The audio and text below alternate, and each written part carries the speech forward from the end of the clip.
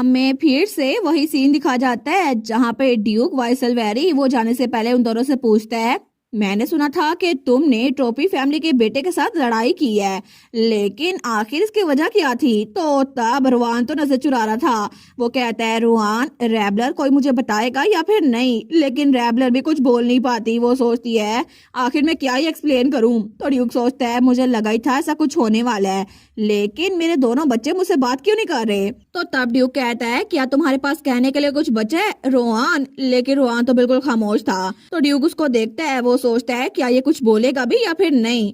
तो रैबलर कहती है, असल में भाई ने कुछ भी गलत नहीं किया था, ये सब कुछ तो ड्यूक कहता है, क्या तुम जीते थे? तो वो दोनों कहते हैं, क्या जीते?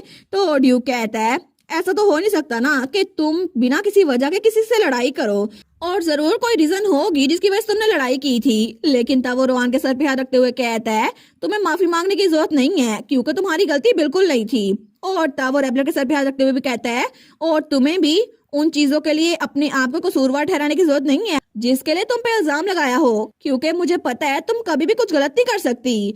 और वैसे भी तुम लोग के पास वाइसलवेरी का नाम है, तो तुम लोग कुछ भी कर सकते हो और कहीं भी जा सकते हो, ठीक है? और तब वो नीचे झुकता है और दोनों बच्चों को गले लगा लेता है। वो कहता है, मुझे तुम लोगों पे यकीन है, तुम लोगों ने अच्छा ही काम किया था, और ऐसा लगता है कि मेरे बगैर भी तुम लोग अच्छे से मैनेज कर लोगे, है ना? तो हमारी उन कहती है, जी बिल्कुल, हम लोग कर लेंगे। तो रैबलर सोचती है, क्योंकि ड्यूक ने हमेशा हम पे यकीन किया, तो मैं भी चाहती हूँ उन पे यकीन करूँ और उनके वापस आने तक उनका इंतजार करूँ। तो रैबलर कहती है, आप इस सारे मामले को हम पे छोड़ दें, हम बिल्कुल भी कुछ भी गलत नहीं करेंगे, और वापसी में आपको मेक श्योर करना होगा कि आप सेफली वापस आ जाएं, क्योंकि मैंने बहुत सारी चीजें सोची हुई हैं जो मैं आपके साथ करना चाहती हूँ एक फैमिली की तरह। तो प्लीज सेफली वापस आइएगा घर, ठीक है? तो वो सोचती है, मैं इनको फिक्र करने की कोई वजह नहीं देना चाहती, इसलिए मैं चाहती हूँ कि वो एक स्माइल के साथ जाएं। लेकिन तब उसकी आंखों से आंसू निकल रहे थे। वो कहती है, प्लीज अपना ख्याल रखिएगा फादर, मैं सच में आपको मिस करूंगी। तो ड्यूक उसकी तरफ देखता है, तो तभी वो उसके कंधे को पकड़ता है। वो कहता है, मेरी बच्ची, मैं भी तुम्हें बड़ा मिस करूंगा। लेकिन रोहान कहता है, आप रैबलर को मेरे भरोसे छोड़कर जा सकते हैं, मैं उसका अच्छे से ख्याल रखूंगा, आपको बिल्कुल भी फिक्र करने की जरूरत नहीं है। तो ड्यूक कहता है, अच्छा ये बात है, तो फिर मेरे इतने अच्छे रिलायबल बच्चे हैं तो मुझे फिक्र करने की कोई जरूरत नहीं है। और तब उनको गुड बाय बोल के वहां से जा रहा था, लेकिन तभी वहां पर टेरेस पे खड़े एम्परर और प्रिंसेस वो भी उसको देख रहे थे, और नीचे हमारी हीरोइन रैबलर और उसका भाई रुआन भी उनको जाते हुए देख रहे थे। और तब उनकी पूरी की पूरी फौज वहां से जा रही थी, जो कि ड्यूक का नाइट ऑर्डर था, और एम्परर और प्रिंसेस उनको जाते हुए देखकर खुश हो रहे थे। लेकिन तभी प्रिंसेस की नजर हमारी रैबलर पे पड़ती है जिसके साथ रुआन खड़ा था। तो रुआन कहता है, ठीक है, हमें भी अपने घर चलना चाहिए। वो कहती है, सच में वो इतनी दूर जा रहे हैं? लेकिन प्रिंसेस जब रुआन को देखती है ना रैबलर के पास, तो उसको बिल्कुल भी अच्छा नहीं लग रहा था। और तब उसे कल रात की बात याद आती है जब ड्यूक वहां से गुजर रहा था ना हालवे में से। वो कहती है, ड्यूक वाइसलवेरी।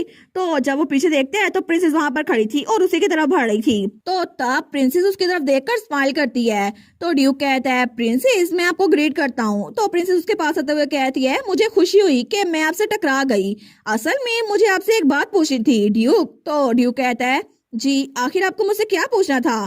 तो प्रिंसेस स्माइल करते हुए कहती है, क्या आपको याद है जिस दिन मैंने डिसाइड किया था कि रैबलर किस जगह में अडॉप्ट होगी, तो उस दिन मैंने जिस इंसान की तरफ उंगली की थी ना, आपने जानबूझ के उसको धक्का दिया था और आप जानबूझ के मेरे सामने आए थे, है ना? ये सब कुछ जानबूझ के किया था आपने, क्या आपने नहीं किया था? तो ड्यूक कहता है, आखिर आप किस तरफ रेफर कर रही हैं, मुझे समझ नहीं आ रहा। तो वो कहती है, मैं किस तरफ रेफर कर रही हूँ? तो ड्यूक उसके पास आते हुए कहता है, क्या आपका मतलब है कि अचानक से मैंने योर हाइनेस के प्लान को खराब कैसे कर दिया और उसे इंटरप्ट कैसे कर दिया, क्योंकि आप चाहती थी कि आप रैबलर को बैरन टाइगली की जगह पे भेजें, है ना? लेकिन अगर आपका ये मतलब है तो फिर आपने बिल्कुल सही समझा था। और तब वो बिल्कुल उसके सामने खड़ा हो गया था। तो प्रिंसेस वो थोड़ा नर्वस हो रही थी। वो कहती है, लेकिन क्यों, आखिर आपने ऐसा क्यों किया? क्या आपको रैबलर की जरूरत थी? क्योंकि वो आपकी फैमिली के लिए यूजफुल हो सकती थी, है ना? आपको उससे फायदा हासिल करना था। तो ड्यूक कहता है, बिल्कुल, मुझे इस बच्ची की जरूरत थी। तो प्रिंसेस कहती है, देखा, मुझे पता था, मुझे लगा ही था ऐसा कुछ होगा, लेकिन जैसा मैंने सोचा था ना, ये तो बिल्कुल वैसा ही है। ऐसा नहीं है ना कि आपको रैबलर अच्छी लगती थी और आप उसको अपनी बेटी बनाना चाहते थे, वो सिर्फ वहां पर इसलिए थी क्योंकि वो आपकी जरूरत थी। तो ड्यूक स्माइल करते हुए कहता है, ये इसलिए था क्योंकि मैं इतनी प्यारी रैबलर का फादर बनना चाहता था, लेकिन मैं ग्रेटफुल हूँ कि आपकी वजह से मुझे ये अपॉर्चुनिटी मिल सकी। प्रिंसेस, तो प्रिंसेस कहती है क्या?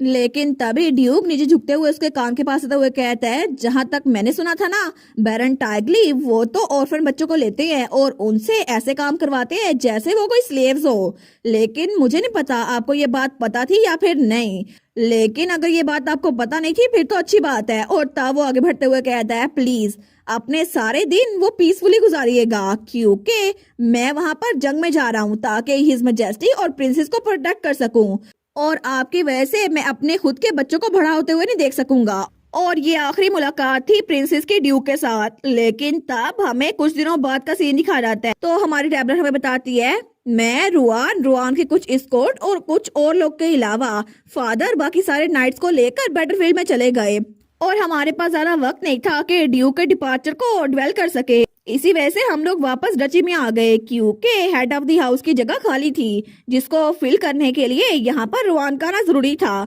इसी वजह से रुआन और मैंने फैसला किया कि हम लोग डची में लौट आएंगे, और अब मैं डची में बैठी हुई हूँ। लेकिन मुझे लगता है कि मैं रुआन की हेल्प कर सकती हूँ, लेकिन ऐसा लगता है कि रुआन को मेरी हेल्प की जरूरत नहीं है। वो तो सच में शुरू से ही हेड ऑफ द हाउस बनने के काबिल था। लेकिन तब अपने पाँव हिलाते हुए सोचती है, क्या मैं कुछ और कर सकती हूँ जिसकी वजह से किसी और की हेल्प हो जाए। और मैं चाहती हूँ जब फादर लौटे तो उनको मुझ पे प्राउड हो। मे भी मुझे थोड़े पैसे कमा लेने चाहिए। मैं क्या करूँ, कोई तो प्लान हो मेरे पास। लेकिन तभी दरवाजे पे दस्तक होती है, तो कोई कहता है, माय लेडी। तो हमारी कहती है, जी। तो वहां पे उसकी मेट थी शार्लेट। वो कहती है, असल में आपसे मिलने के लिए एम्पीरियल पैलेस से एक गेस्ट आई हुई हैं। तो रैबलर कहती है, एम्पीरियल पैलेस से? लेकिन कौन? वो सोचती है कहीं प्रिंसेस तो नहीं। लेकिन शार्लेट कहती है, अपेरेंटली वो तो हर हाइनेस प्रिंसेस की लेडी इन वेटिंग है, और उन्होंने कहा है अगर मैं उनका नाम सिया टैलेंट मेंशन करूँ ना तो आपको पता चल जाएगा। तो हमारे सोचती है, सिया टैलेंट? ये तो वही है ना जो प्रिंसेस की डिजाइनर थी, जिसने कसम खाई थी वो प्रिंसेस के अलावा कभी किसी के लिए ड्रेस नहीं बनाएगी। तो रैबलर कहती है, उनको ड्राइंग रूम में ले जाओ। वो कहती है, जी बिल्कुल। लेकिन वो सोचती है आखिर वो यहाँ पर क्या कर रही है। लेकिन जैसे ही हमारी रैबलर ड्राइंग रूम में आती है ना, तो तब वो तो उसके सामने झुक गई थी। वो कहती है, प्लीज रैबलर, प्लीज मेरी हेल्प करो ना। और हमारी रैबलर वो सोचती है आखिर ये मेरे सामने झुकी क्यों हुई है। लेकिन वो डिजाइनर कहती है, प्लीज क्या मैं आपके लिए कपड़े बना सकती हूँ? असल में मुझे एक मॉडल की जरूरत है और मैं चाहती हूँ कि मैं आपके लिए कपड़े बनाऊं, तो प्लीज क्या आप मेरी हेल्प करेंगी? तो रैबलर सोचती है आखिर ये एक्सपेक्ट क्या कर रही है, इसको तो प्रिंसेस के लिए कपड़े बनाने थे। अब फिर से इसको इस्तेमाल करके प्रिंसेस फिर से मुझ पे गुस्सा ना हो। लेकिन ये तो प्रिंसेस के डिजाइनर है ना, जो के फ्यूचर में जाके बहुत ज्यादा फेमस होने वाली है। तो आखिर ये यहाँ पर क्या कर रही है? मुझे तो समझ नहीं आ रहा मैं क्या करूँ। इसकी हाँ में हाँ मिलाऊं या फिर इसको यहाँ से भेज दूं।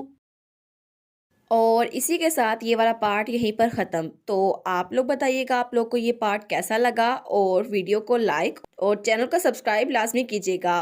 बाकी वीडियोस का लिंक भी स्क्रीन पर नज़र आ रहा होगा, तो काइंडली उनको भी चेकआउट कर ले। और thank you so much for watching my videos. Stay safe, bye bye.